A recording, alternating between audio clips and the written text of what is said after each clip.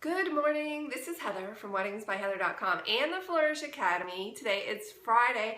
I have a quick tip for you. I want to read this question that my friend Ann posted in our private group a few days ago. It says, "Hey everyone, what do you all do or say to the family member who just can't take a hint and is constantly asking for photography favors? Like, quote, just a few pics for Christmas cards, birthday pics for her kids, and she asks for it as their present, a few pics while we were at the beach, etc."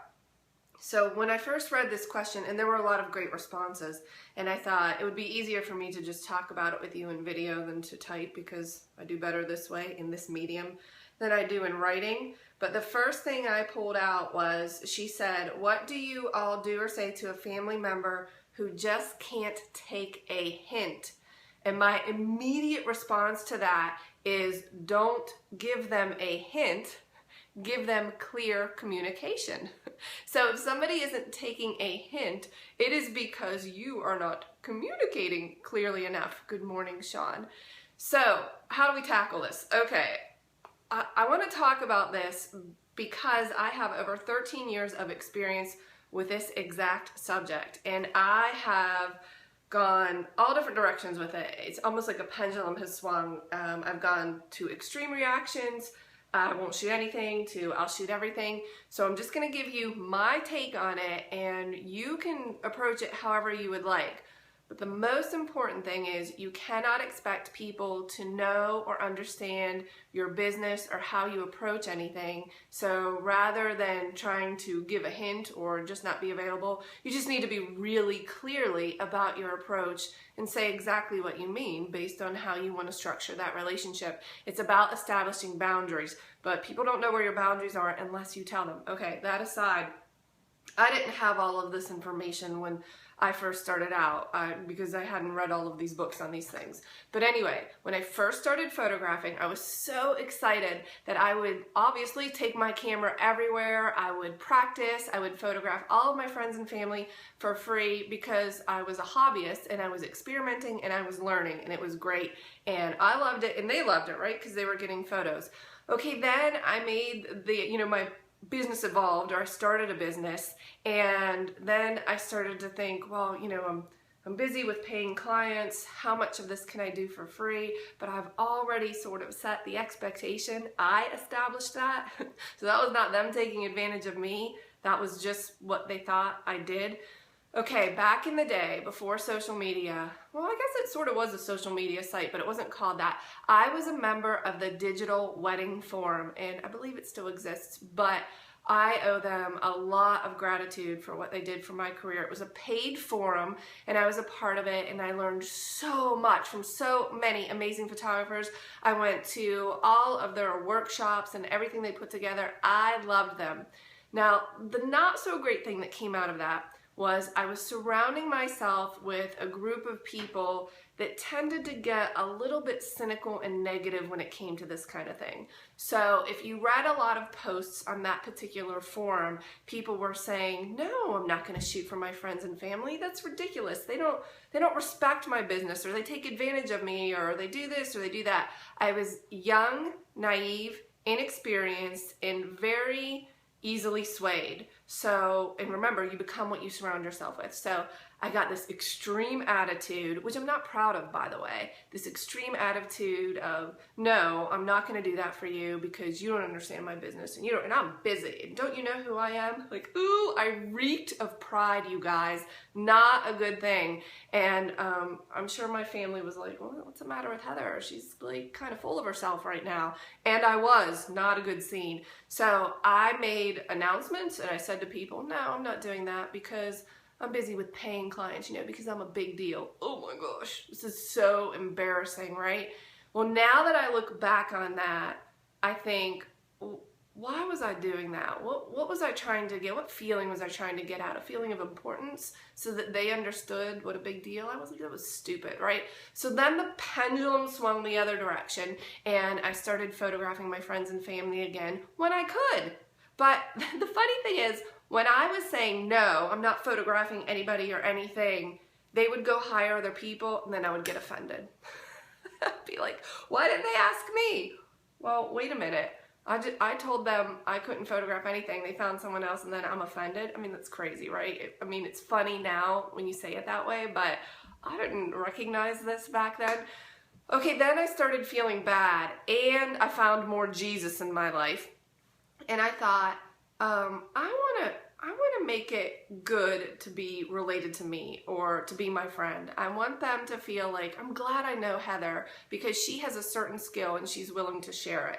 So now I will photograph anything and everything that I can for friends and family when it fits in my schedule. So I have boundaries, but I am going to take their photographs. So my cousin had a baby a couple years ago. She's pregnant again right now, and I'm going to photograph her newborn. You know why? I have a camera.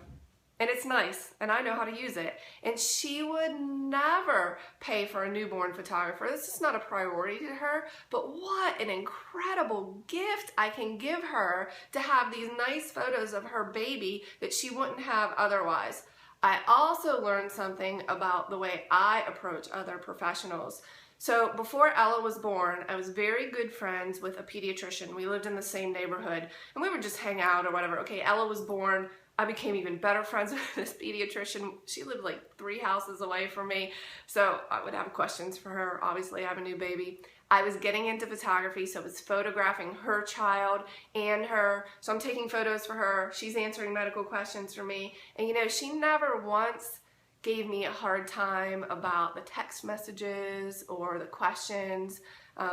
There were a couple times when she would say, you know, you need to take the baby into the doctor, like not just ask me. But I thought how nice it is to have her for a friend. And I want people to feel that way. I want people to think, oh, I'm so glad I'm in Heather's life because she can do that for me. Now, this is different than people that take advantage of you. Okay, if someone is taking advantage of you, then remember you teach people how to treat you, then yeah, we need to establish really clear boundaries about what you're gonna do and what you're not gonna do. And I have a person in my life that has done that has taken advantage. But I don't think she does it from a standpoint of malice. I think she just wants nice photos. You know what I mean? Like I don't think she's sitting around calculating how she's gonna take advantage of me. Like that's silly. I don't think she's thinking about me that much. I think she just wants nice photos. So she's going to take advantage, not in a manipulative way, but she's going to take advantage of the skills that I have. So do you know back in the day, before you could purchase products and services the way you can today, I'm talking like 100 years ago, people bartered for everything, right? So you take pictures of my kid and I do this for you or whatever, and there's this give and take in the relationship. Again, if someone is truly taking advantage of you and it's a one-sided relationship, then there needs to be really clear boundary set, and you need to say to this person, oh, I'm not able to do that. But it really can be as simple as this. If you really don't want to shoot for your friends and family, period, for whatever reason, then you just say to them, thank you so much for thinking about me. I would love to do that for you. I just can't right now. Period. You don't have to explain your business model. You don't have to get offended. You don't have to feel like they're out to get you. You just have to say, I'm sorry, I can't do that right now. And it's really that simple. So do you have any thoughts or questions on this topic? Shooting for friends and family, how to establish boundaries, understanding what you can do when you can do it. And if a family member comes to me and says, could you please take our family photos, and I'm available, I am absolutely going to do it. If I am not available and truly too busy to make time for that, I feel like I need to make some adjustments in my schedule because family's pretty important to me. And if I don't have time to do something for them because I value my work more, I have a bigger issue. Again, please don't mishear me. If it's someone that is taking advantage of you and it's a toxic relationship, then we have another issue to address. But if it's friends or family that you care about, and make sure you watch this from the beginning, because believe me, early on, I was not this accommodating. I was very, very prideful, and I would say, no, I'm not doing that because I'm a big deal. Oh my gosh, that's a terrible way to think. Mandy says, good friends and family will always have photos done and I will always make time for them. Yeah, when you can, and if you can't, then you make some adjustments. Or, you know, in some cases, rare but true, a family member has asked me for something that I was not equipped to do, and I've referred them to another photographer, you know, and I've said, hey, I'm working with this person, you might want to contact them because I think they would be able to help you. But usually your friends and family are just looking for a couple nice snapshots.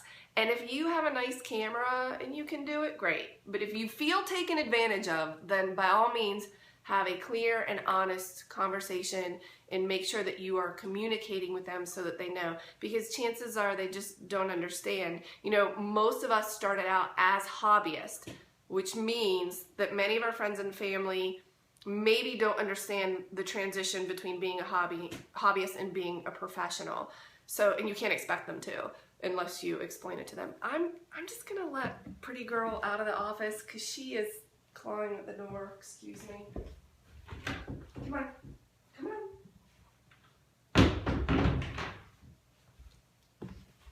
Okay, sorry. She was really anxious to get out. Jen says it can sometimes be hard for her to see manipulative versus kind heart, and when I do, it's late and I'm knee deep. Do you mean people are manipulating you? You feel like you're being manipulated into doing something? Is that what you mean? Well, you know, and the truth is, again, if somebody's taking advantage of you and manipulating you, then by all means, establish clear boundaries.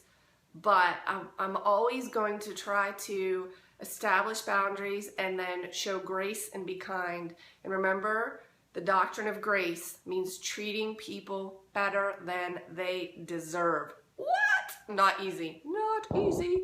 Shawnee says she does them when she can. Last fall, she got so overwhelmed, I should have said no. Yeah, and it's really not hard to say no. You just say, thank you for thinking of me. I'm so honored, but I just can't right now. Maybe we could do it next month or in a little while. I'm just feeling overwhelmed. Just freaking be honest, right? People would appreciate that. Jody says, I wonder if some of the challenges when you don't feel that you have the income from clients to balance the free sessions for family. Maybe. You mean you wish they would pay you? Is that what you mean? But that's your issue or my issue, not theirs, right? So that means I need to, and you know this because we've talked about it. What's my role in this? So if my role is I feel like I'm not making enough money to support that, then maybe I should figure out a way to make more money so that I can support that. Heather says, family and friends are some of her greatest fans. I love to gift them with beautiful pictures because they are always so happy to share them and refer me to others. Now that's great. Heather, that's an ideal situation.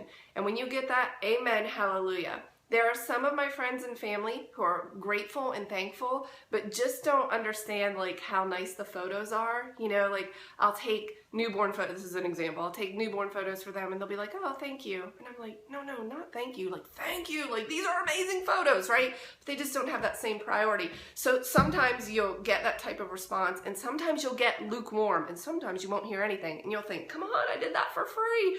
But you can't let your feelings be dictated by what other people are saying. Brittany says, people get very shocked when I say that family has charged me for photos. Yeah, and listen, if you, hey, as I always say, I don't care how you do it. If it's working for you and it matches your values, then whatever. It's not a big deal. But if somebody is really troubling you, this would probably be a friend more so than family, and they just keep after you and you really don't have time, send them your price list and say, I'm willing to give you a 15 or 20% friends and family discount, but here's my current pricing. I mean, just keep it really basic. Just communicate. Taryn says, where do you cut it off though? I couldn't possibly do free photos for all of my friends. Well, it's not that you're going around making announcements saying, hey, guess what? I'm doing free photos for my friends. I would address this as you're asked, right? As people approach you. So my thoughts are, Taryn, that not everybody's coming up to you saying, can you do free photos, right? So, and if it's not appropriate, if it's a friend that's sort of maybe beyond that limit, then you send them your price list. And you just, I mean, there are very few people who are going to say to you, will you do my photos for free? They're not going to say that. That is not the question you are going to get most often. I'm not saying it never happens, but most often you're going to get somebody saying, will you take my photos? Question mark. To which you reply either, yeah, I'd love to do that, let's set up a time, or yes, and here's my price list. That's it. Ashley says her sister-in-law's her biggest fan, but she can't share her pictures online. That's kind of a bummer. Heather says, I can't say no. Whose fault is that? And put myself in a position that I am not leaving enough time for my husband and kids. I need to learn how to make it work for my schedule. That's exactly right. Maybe you need my time management or goal setting workshop, but I have a decision-making matrix that I go through. I actually referenced this yesterday when I spoke with Brittany, but I leave emotion out of it and I put it through my matrix, and it gives me an answer whether I should do it or not. Mandy says she has a small circle of friends and family, and then that's her cutoff. Stephanie says she offered a free session in the spring to a friend for 2-year pictures, and she never came around. Now fall's approaching, and that's when I'm really busy. Yeah, that's when they want it, right? And I need to get her pics done, and now you have a deadline. Well, I did say something to my family. My mom has 7 brothers and sisters, so 8 total, so I have a ton of cousins. I did say to them early on, please don't ask me to photograph your wedding because I want to celebrate with you. I want to wear a pretty dress. I want to dance. I want to have a drink. I want to have fun. I don't want to work at your wedding. I will help you find a photographer, but I don't want to work at it because you can't ask me at that point. I didn't say this, but in my head I'm thinking I can't do a free wedding in June when there's only 4 Saturdays in June, and that's how I'm making my money, right? So I established those boundaries, and I said, I just can't do it. So they didn't ask me. So if you said to your friends or family, I'd love to do your photos, but please not in the fall, because that's when I make the bulk of my income, or you just have to work around my schedule. They'll understand, you just have to explain it and be really clear. Katie says she's more apt to do a free session for people who are willing to pay. Well, that's true, pay her. If they value time and talent, it usually means they value what it's due. If they come in asking for discounts, chances are they don't value what it is and they just happen to know I'm a photographer. Okay, this is very true. I have a friend that does not value photography at all. She wouldn't spend, she goes to Penny's, she goes to Picture People, she would spend about $39.99 on her photos. Does she appreciate the quality of the photos that I give her? No, she couldn't possibly because she doesn't value it. Is she grateful that I take them? Yes. So I can't expect her to understand that, so I just do it anyway. Jen says, my nephew was getting married. I offered a huge discount because we loved them so much, felt great honor, and they had asked me, they insisted on paying full price because they understood it was my livelihood. Well, that's awesome. Respect and appreciation can sometimes come from the most unlikely of places. My friends are not always so appreciative. That is true. Erin says, yes, my friends and family have been super supportive and insist on paying me. And that's awesome when that happens. I get a lot of gift cards from friends and family, which I love. I haven't paid for my own coffee from Starbucks in about 3 or 4 years because they give me gift cards, which I think is great. And I'm very happy. Some people do that, some people don't. Some people give me huge gifts. Some people just say thank you. Some people don't even care. But I'm always trying to model myself like Jesus has taught us, which is to show grace and be kind and give more even if you don't get anything in return. You just give and it's okay and not feel bad about it. I hope you guys have an amazing holiday weekend. I'm super excited, so I probably won't see you until at least Tuesday. I love doing these quick tip videos. However, every day is probably not sustainable, but I'm going to jump on when I can, and I will see you soon. Thank you.